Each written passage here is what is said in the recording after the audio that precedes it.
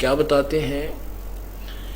लागी का मार्ग और है, लगे चोट कालजा करके। लागी का मार्ग और है, लगे चोट कालजा करके। लगे चोट कालजा करके, लगे चोट कालजा करके। लागी का मार्ग और है, लगे चोट कलेजा करके। कलेजा करके परमात्मा कहते हैं, कबीर बैद बुलाइया पकड़ के देखी बां। बैद न बेदन जाने ही मेरा करक कलेजे मां। परमात्मा कहते हैं जो भक्त बहन भाई जो भक्त बन जाते हैं, सच्ची श्रद्धा से वो भक्ति करते हैं, परमात्मा की चाह उनका इतनी हो जाती है कि कबीर प्रभु कहते हैं कि भक्त अपने ऊपर लेते हैं। प्रभु कहते हैं मैं परमात्मा की यानी एक भक्त प्रभु की चाह में उसकी इतनी जबरदस्त कसक बना उसके हृदय में कि लोग तो उसको बीमार समझने लग जाए कि ये तो सूखता जावा है, उदास सा रहता है, किसी से बोलता है कोई ना। तो परमात्मा कहते हैं मेरी ऐसी स्थिति होगी, मेरी मीन भक्त की, जो सच्चा भक्त होता है, श्रद्धा से जो भक्ति करता है। कहते हैं कबीर बैद बुलाइया पकड़ के देखी बां।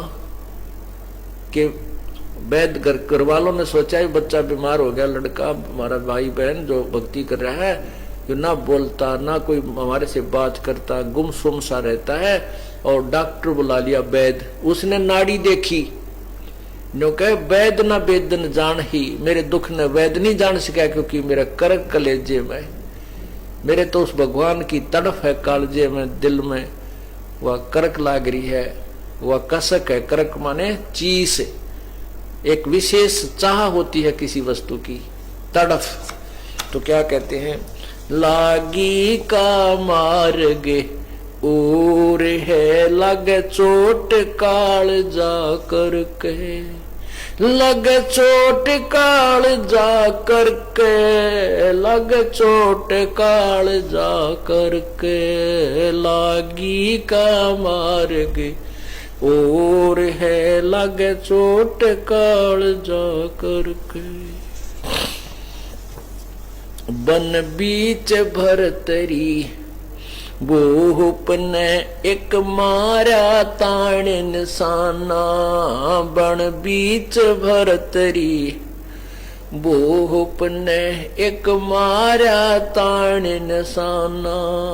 कोई घड़ी सदी थी आवन की, साधु का हो गया आना। कोई घड़ी सदी थी आवन की, साधु का हो गया आना। ये कोई मुआ मर्ग जवाह दियो, नत तार धरो न बाणा। ये मुआ मर्ग जवा दियो, नहीं तार धरो न बाणा। वो जिंदा कर दिया डोर था, शिष बना परीक्षा करके, शिष बना परीक्षा करके, शिष बना परीक्षा करके। लागी का मार्ग और है, लग चोट कले जा करके, लग चोट कले जा करके, लग चोट काल जा करके। लागी का मार्ग और है, लग चोट कले जा करके। गोपी चंद योगी हो गए, जिन ले लिया भगमा बाणा। गोपी चंद योगी हो गए, जिन ले लिया भगमा बाणा। गुरु महल जनान बेजते डोडी पे अलख जगाना, गुरु महल जनान बेज थे डोडी पर अलख जगाना। भोजन 3600 त्याग के भिक्षा का भोजन खाना, व्यंजन 3600 त्याग कर भिक्षा का भोजन खाना।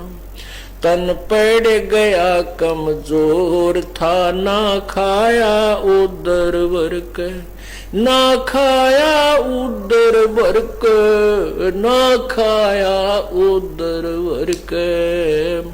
लागी का मार्ग और है लगे चोट काल जा करके, लगे चोट काल जा करके, लगे चोट काल जा करके। लागी का मार्ग और है लगे चोट कले जा करके। बाजीद कहे उठाओ ऊंट को, लोग कहें ये मुआ। बाजीद कहे उठाओ ऊंट को, लोग कहें ये मुआ। रही उठन वाली चीज नहीं, गया ओढ़ सलानी सुआ। रही उठन वाली चीज नहीं, गया ओढ़ सलानी सुआ। कुछ नक्सक बिगड़ा है नहीं, बाजीदा अचरज हुआ। कुछ नक्सक बिगड़ा है नहीं, बाजीदा अचरज हुआ। जिन करया अचंबा गोर है, तजा राज काल से डर के, तजा राज काल से डर के, तजा राज काल से डर के। लागी का मार्ग चोट कले जा करके, लग चोट जा करके, लग चोट काल जा करके। लागी का मार्ग और सुल्तानी मगन बैराग में, जिन तज दिया बलख बुखारा। सुल्तानी मगन बैराग में, जिन तज दिया बलख बुखारा। कद पालकियां में चालते आज ठालिया गुदड़ बारा। कद पालकियों में चालते आज ठालिया गुदड़ बारा। सब संगी छोड़ी रोवती रोवे था कुणबा सारा। सब संगी छोड़ी रोवती रोवे था कुणबा सारा। वो शोर मचारण वास में, ना देखा पीछा फिर के, ना देखा पीछा फिर के, ना देखा पीछा फिर के। लागी का मार्ग और है लग चोट काल। कुएं में शेख फरीद ने किसी मीठी बोली भाषा। कुएं में शेख फरीद ने किसी मीठी बोली भाषा। तुम चुन चुन कागा खा लियो मेरे हाडों पर का मासा। तुम चुन चुन कागा खा लियो मेरे हाडों पर का मासा। मेरे दो नैना मत छेड़ना मोहे राम मिलन की आशा। मेरे दो नैना मत खाइयो मोहे राम मिलन की आशा। जिन करी तपस्या गोर थी वे हुए आश्रय अर्क। वे हुए आश्रय हर्क। वो हुए आश्रय अर्क। लागी का मार्ग और है लग चोट करे जा कर। लग चोट काल जा करके, लग चोट काल जा करके, लागी का मार्ग। पीपा दरिया में कूद गया जिन कैसी करी डठाई, पीपा दरिया में कूद गया जिन कैसी करी डठाई। वह नर पाड़ा जीत गए जिन सिर धड़की बाजी लाई, वो नर पाड़ा जीत गए जिन सिर धड़की बाजी लाई। कह मंगलानंद चेतियो तुम सोच समझ मेरा भाई, कह मंगलानंद चेतियो कुछ सोच समझ मेरा भाई।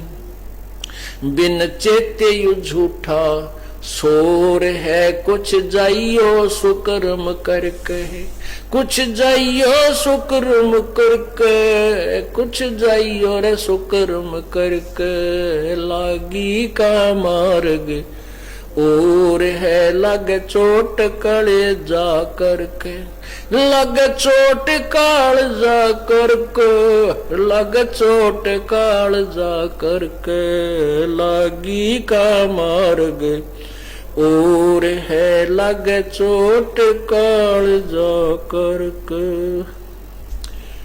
अब क्या बताते हैं कि परमात्मा की भक्ति में इतनी श्रद्धा आपकी हो जावे कि आपके मीठी मीठी कसक बनी रहे प्रभु के प्रति, भक्ति के प्रति। तो किन किन को ये कसक लगी,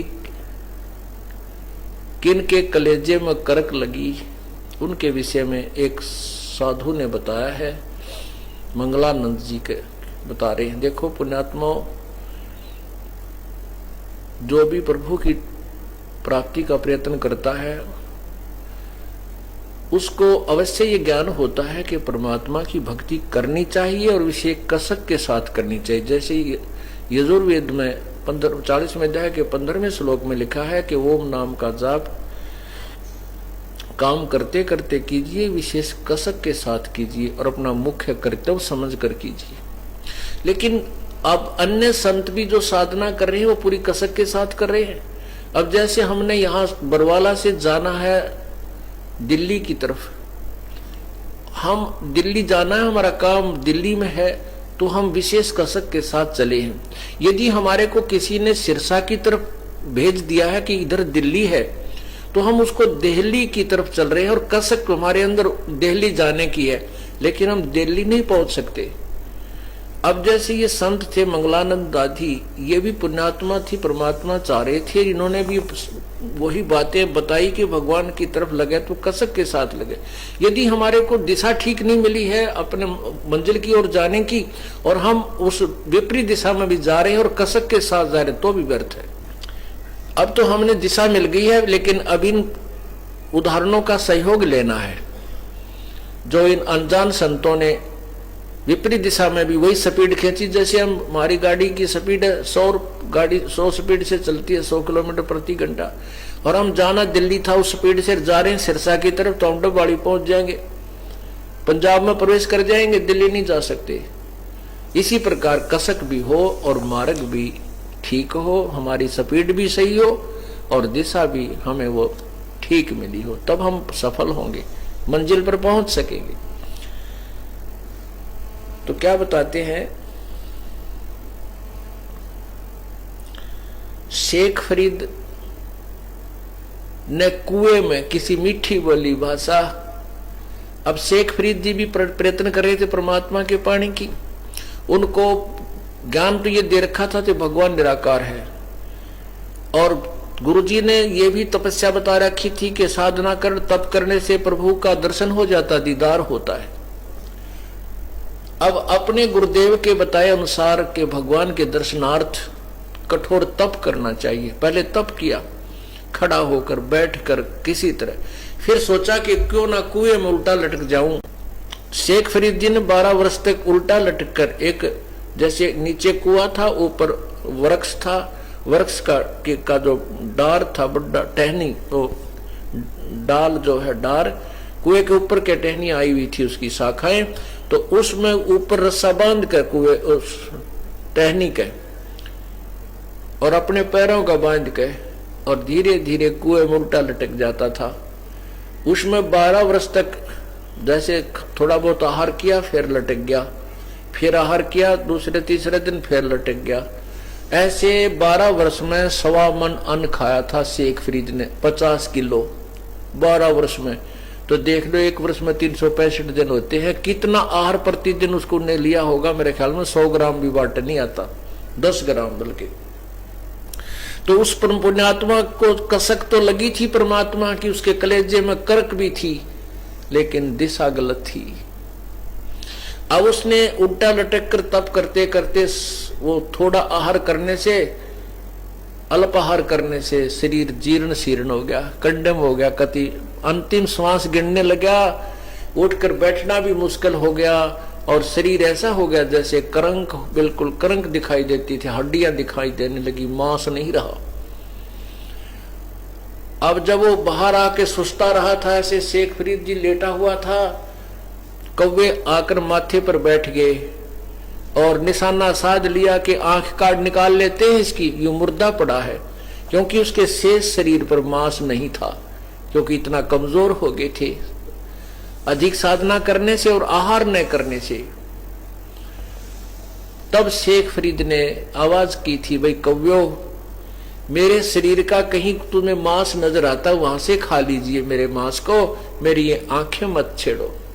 तो इस प्रकार वो जो कव्वे उसको खाने लगे तो कुएं में वो वापस चले गए शेख फरीद जी, और ये कहते हुए कि वे कव्यो, अगर मेरे शरीर पर कहीं मांस हो तो इसको खा लीजिए, मेरी आंखें ना छेड़ना, मुझे परमात्मा के दर्शन की आशा है, हो सकता है मुझे कभी भगवान अल्लाह दीदार दे, दर्शन दे दे।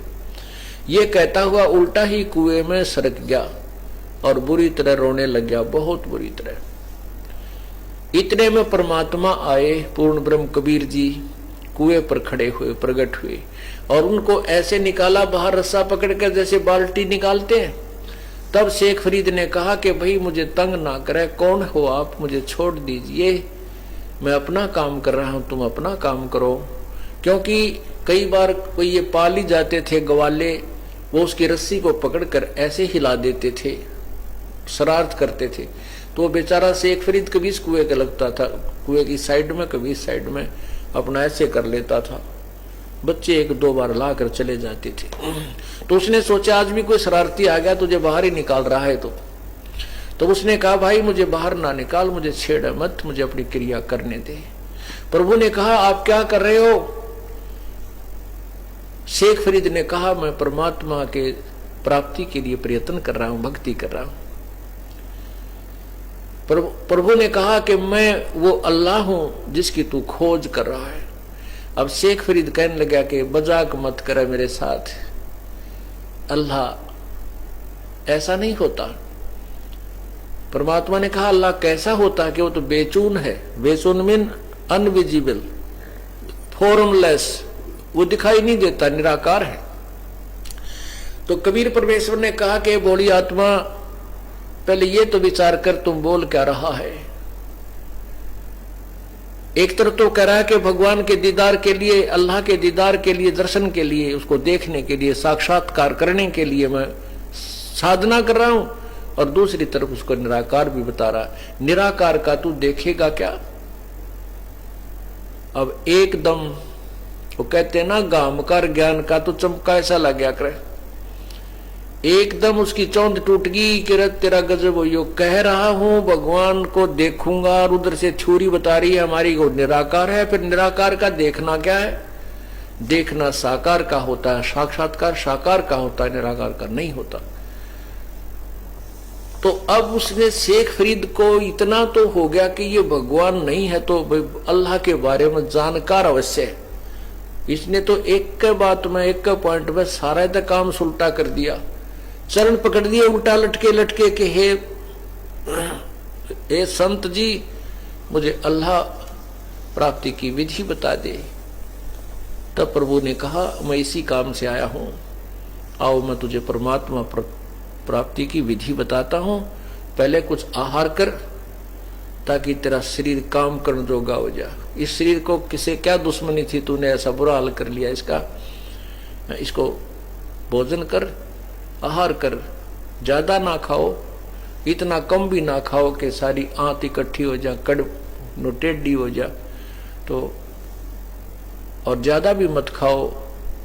प्रथम अंदर संयम राखे, योग युगत सब सतगुरु वाखे। तब कबीर परमेश्वर ने उस शेख फरीद को वो विधि बताई परमात्मा अपने ही पाने की। देखो, परमात्मा के दर्शन से नहीं, उसके नाम की कमाई करने से सतलोक में वास होगा।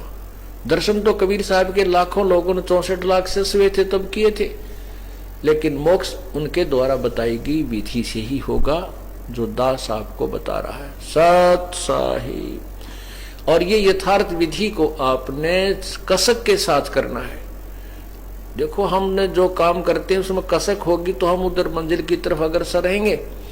तो अब आपको मंजिल भी की ओर जाने का मार्ग भी सही मिल गया। इसके लिए कहते हैं, समझा है तो सर दर पाओ और बहुर नहीं रे ऐसा दाओ। सत साहिब।